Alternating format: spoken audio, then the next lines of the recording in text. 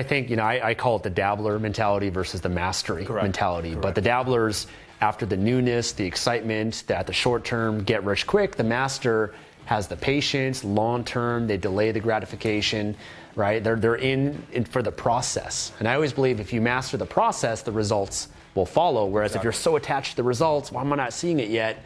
Then that's when you get discouraged. And also because then they're desperate. They're coming from a place where they're desperate, not coming from a place of abundance, where I gotta make it work, I gotta make this money and all this stuff. The funny thing is, as you know, money is a byproduct of value creation. Money is not something, when you try to chase money, it doesn't come to you. The more you try to chase the money, I want to make the money, I want to make the money. You can see these people that are so desperate, they don't make money. You don't make money. But if you are more at ease and you focus on delivering value, money comes.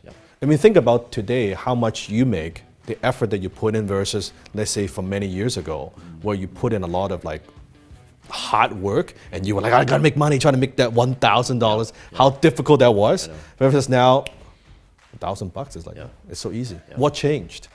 Right? What changed? It's a very different mindset. You're also a different person. And the people that come and say, well, I'm not making money and I get results, my answer is, well, what value have you provided to be able to be worthy and deserving of that money? Nothing. Right? So when you provide the value, people will line up to give you the money for your products or services or whatever it is you have. You look at the people who is making money, who are making millions of dollars, either they are selling something for a lot of money or they're impacting a lot of people. You can't help.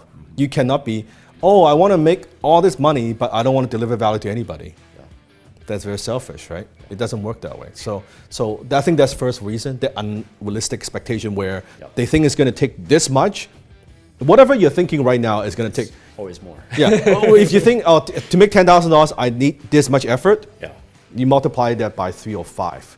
And you multiply the time frame by 3 or 5. Then you don't get disappointed. Then you're like, you know what? That's what it takes. It's the same thing for me. We just did a website. We thought it'd be done within 2-3 months. 6 months later. It's still ongoing, right? You never, these things take time. This always takes longer than sometimes what you expect. It definitely does. And the second one, which you kind of have touched on, I think is the mindset. That I think to be successful, you need the mindset and you need the skill set. You need both. So without the mindset, I don't care how good you are, how good the product is, or how good your offer is. None of that matters because your mindset is not at the right place. You may have negative association with money. You may have negative association with people who's got money. You might have negative association with success or fear or failure. I actually find that most people are actually have fear of success more than failure because they know how to fail. What they don't know is how to succeed.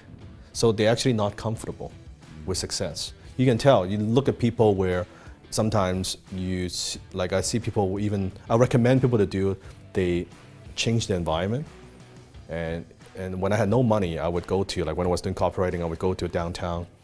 I would go to the hotel and I would stay in the hotel and I would just work in the lobby because I want the environment. I want to be comfortable, right? And as I make more money, I would get a cup of tea. As I make more money, I would do lunch there. I could have a business meeting there. Then finally, I can make enough money to stay there. But it's that comfort. So they're not comfortable with success, although they say they want success, but they're actually not comfortable with it. You can see their behavior. Even the minute they make a little bit of money, like ooh, right? Well, even in some cases too, it might mean that more successful you become, you might get some critics or haters or people jealous. There's some. You have to deal with that, right? And haters, a lot of people, they're afraid of criticisms, of going for it 100%. And also your friends will think differently of you, right? Your friends and family, and you might have to get some new friends. I hate to say it, but it's that. So the mindset, if you have the mindset, that's all good. So you have the abundance mindset, but then you also need a skill set to back it up. Because without the skills, you can't deliver value to the marketplace. So it doesn't matter. Let's say, Stefan, it's Tony Robbins, positive thinking, gratitude, all that is good. But if you cannot communicate, you cannot teach, you cannot sell, you cannot blog, you cannot market, you cannot make videos, you don't have those skills, it does not matter, right? You need that skills to bring that to the marketplace, right? And over the years, I mean, what skills you have developed over the years. Think about it. Yeah. That are important for you, right? For sure. Speaking, writing, communicating, selling, marketing, right? Technical skills. Yeah, even how to use the camera, everything. Yep.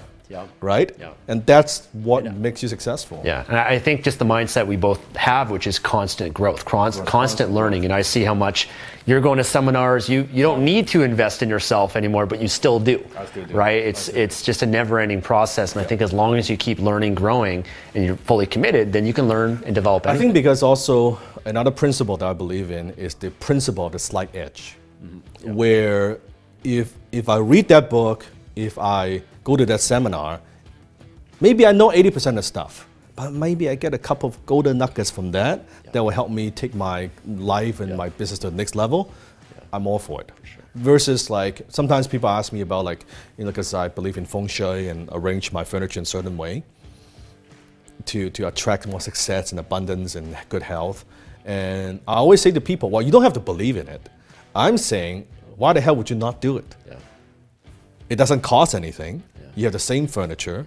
Maybe I put a tree here and there, but if that would give me an edge, even though psychologically it becomes a self-fulfilling prophecy, I said, why not?